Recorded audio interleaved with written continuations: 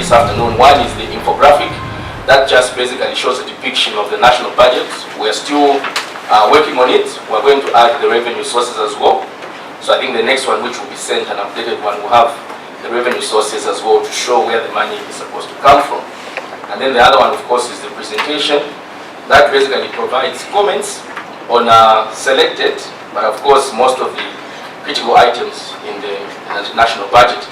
So first things first, I think about Pmrc, we won't delve into that, but it's in the report, but we just want to mention how we've been working or our role in the budget process. Of course, we've been having submissions to the Ministry of Finance and the Ministry of National Planning, and also we've had input into several policies and legislation, and also most importantly, we're working with the Ministry of Finance on the citizens' budget, which is a simplified version of the actual budget, and hopefully this time around translate it into Braille and local languages as well for other people to understand what's in the budget. And also we are currently having a simplified analysis that will help people understand the budget, and also we will be having public lectures as well to sensitize people on the budget. But having said that, then we can go straight into the budget itself. Of course, we do understand that this budget is one of the budgets that are supposed to complement the 7 NDP, which runs from 2017-2021. However, we do understand that we haven't really had a review of the previous budget and what it was able to achieve in the 7 NDP. We would have loved that to come out before we proceed with the 2019 national budget, because the 7 NDP implementation plan has got several key performance indicators of what should be achieved and several development outcomes. So we would have also expected the budget format itself to be in that shape of development outcomes that have been laid out in the 7 NDP. Without that, it becomes quite difficult to understand or to know exactly what is being achieved. Also, looking at the theme of fiscal consolidation, we do understand that fiscal consolidation, of course, is a process where government's fiscal health is supposed to get improved. And basically look at two facets. One, it's improved tax revenue, and then also better alignment of expenditure. So in this case, we're looking at how government is going to allocate resources adequately. More so, those important aspects that need to be funded, and also cutting down on unnecessary expenditure, which, of course, Pillar 1 talks of economic diversification, and we as Pmrc have been submitting on strategies that would really help our country in terms of diversification from mining, and of course agriculture, tourism, energy and manufacturing come out as strong sectors. But for us to really depend on these sectors, we need to see growth in these sectors, which has not been the reality. And also, for now, we can use mining as an anchor and then try to develop these other sectors, but that has not really been a reality. If you look at the agriculture sector itself, our focus is predominantly maize, with the e-voucher and FISIP, and it's had its own challenges, of which we are glad that we have brought also a statement that we did.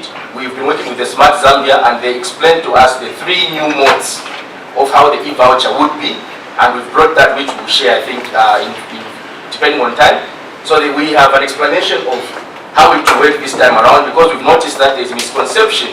People are saying it's going back to the conventional e-voucher, which is not the case. But I think from what we've got from Smart Zambia, everything will still be electronic, and we will share more of that in view of time. But then also, we don't understand that, but I think we note with concern the lack of a financial component in the system, the monitoring system from the mining sector, which would play a significant role in monitoring financial transactions associated with mineral production. There's been a lot of issues with mines and the government, where some of them are not coming out as open as possible in how they're doing their business. So I think more monitoring needs to go in place in terms of the mining sector. And I think we still maintain our course for mineral revenue sharing mechanisms to be developed. Of course, we know that mines are doing substantial work in their communities, but we feel that more should be done. That is the only way there will be ease of pressure from the government, if private sector is involved, if the mines are playing their role. But if everything is left to the government, with the debt that we have, we feel that it would be difficult for government to focus on growth strategies, because it has to have a lot of expenditure obligations. Then moving to energy, of course, we are alive to the fact that there are many projects that are currently ongoing. Predominantly, we're still dependent on hydro. As Pmrc, we've been calling for renewable energy. We've been working with the Ministry of Energy, and also the development of renewable energy plan, which we know is currently underway, I think with the Ministry of Energy. But our challenge has really been, why has it been so difficult for us as a country to really see a development of renewable energy sources, from solar, wind, and everything else. We have the resources clearly mapped out, we have investors who've come through, but we haven't reached a stage where we have a very rich energy mix. Currently, Zambia does not have a rich energy mix. Predominantly, we still depend on hydro. And I think 65% of the projects going on are all hydro. And I think that poses a challenge because we've already had reports that this year we might have a repeat of the El Nino weather pattern, and that poses a challenge because if we have a repeat of the El Nino, meaning water, rain patterns will be affected, the same will spill over to our electricity generation, which will affect our quest to continue to develop because everything anchors on it. But the challenge has been that, from interaction with stakeholders, it's been that people in these empowerment funds usually develop concepts of projects, but they fail to sustain it. That's what most of the stakeholders have said. The Nyamuka Zambia, Pep Zambia did the same thing. They came through, brought a promotion of allowing youths and women to come up with business opportunities which they could fund. But in our interactions with them, they said that most of the projects that were brought forth were only businesses that could run for a short time and they did not have sustainability. Then under Pillar 3, of course, it talks about reducing developmental inequalities in terms of rural-urban. This is a reality. Most of our rural areas are still struggling in terms of healthcare, education, sanitation. And the challenge here we have is that we are calling for government to tone down on some of the projects. But what we're saying is for the rural areas, at least they can be focused on the rural areas for now in view of reducing developmental inequalities. But these other major roads, this other major infrastructure, we are proposing that some of those should be put on hold. And I think our major conclusion at the end, you notice that even the allocation on roads infrastructure is something that we are quite concerned about. Because we feel that some of these projects, if we really want fiscal consolidation, they have to be put on hold. As a country, we have to say, for now, we are putting on hold, for example, Copperbelt Airport, this road and that road, in view of maybe healthcare facilities that would not really cost as much in the rural areas, different forms of taxation. That way it becomes very difficult. So for us, we are in between. Government this side, the citizenry, as a think tank, we're supposed to advise government, and that's what we do. And from the citizens, we also share information on how they can engage with their authorities better, on how they can engage with their ward development committees better, and demand for services. So that's our main argument under pillar number 3, where we're saying rural areas deserve priority. But if you look at budget allocations, some of the allocations, for example, to Rural Education Authority are not as much. That's why we would have expected a little bit of allocation, because Rural Education Authority directly goes to the rural areas to improve access to electricity. So that, on why the issues have been, early childhood education, and also, for example, primary, with the issue of the pupil-teacher ratio, with the issue of access to schools, or the state of schools in some of these areas, in the rural areas. So this is linked to pillar number 15. Access to health still remains a challenge in the rural areas. So our major argument under 3 and 4 is that we expect to see much more emphasis in the rural areas in terms of human capacity, financial capacity, and also centralization. Because if we talk of centralization, there should also be officers present in those areas to actualize development. If everyone is confined in the center, it will be very difficult for us to achieve equal distribution of resources, or to kill this thing of unequal distribution of resources. So that's what we are calling for. I actually put through the right measures of preventive measures, that way to help people from abusing funds, because that frustrates the budget. Then also, government must take a decisive position. Okay, maybe we take 3 questions. If you can just write them down, Honorable Fuma, Honorable B, and Honorable Kunda, in that order. Thank you very much, Mr. Chairman, for the opportunity, and thanks very much, Pmrc, for that elaborate presentation.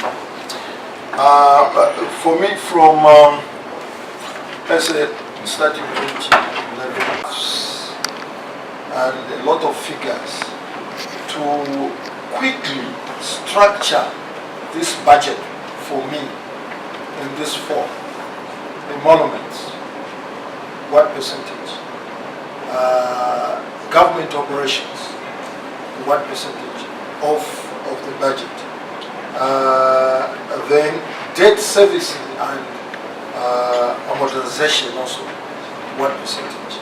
And then the capital, what is left for capital investment, which is responsible actually for growing the economy, so that we see where the basic problem is. Could you do that for me? Thank you. Thank you, Chairperson. Yeah, my question to you is over the shift from VAT to sales tax. There has been a lot of concerns over this move. Some people are questioning about timing and the like. May I hear your comment on that?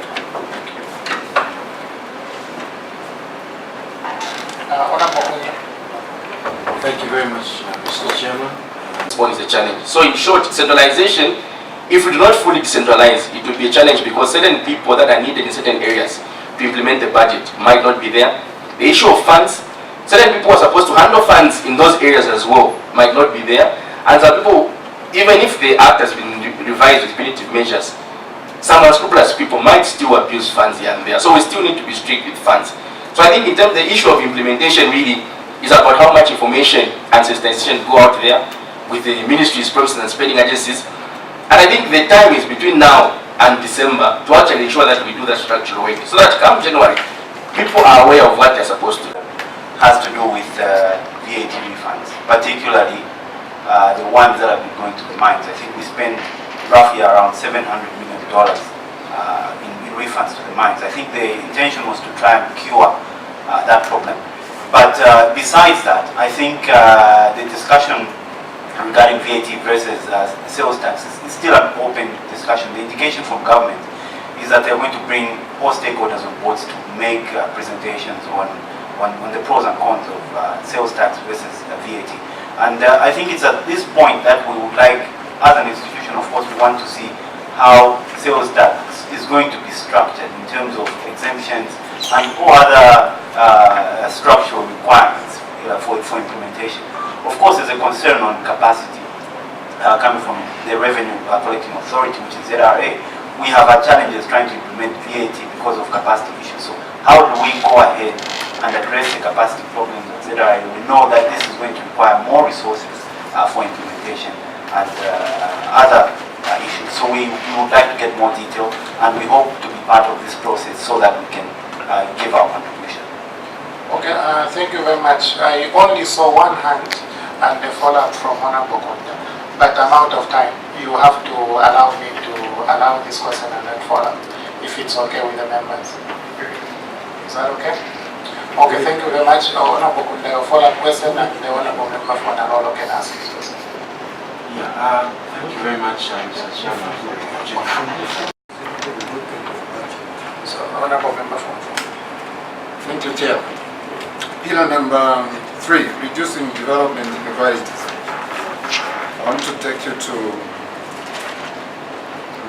paragraph 2, where you say it is still unclear how the recent announced austerity measures, which stated that priority will be given to projects which are 80% complete, will affect the rural connectivity project and construction of basic infrastructure in newly created districts.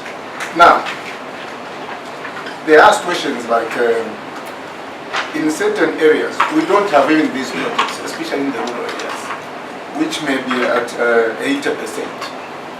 Now, my question is, do you have any way that your organization has come about with which you can also advise government how they are going to treat this? Because at the end of the day, those areas which don't have these projects will still continue actually not benefiting from any development until these austerity measures maybe are achieved, I don't know.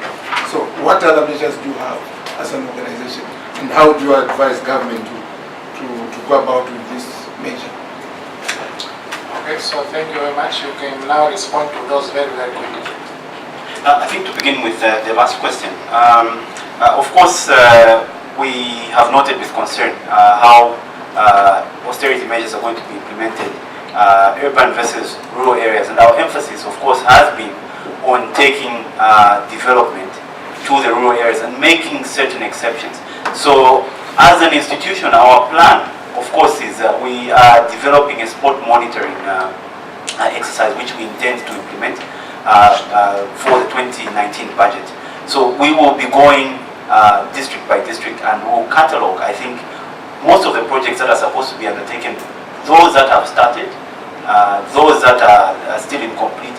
And on this basis, I think we'll try and develop a priority list based on human development needs in these areas and then advise government on which routes they should take when implementing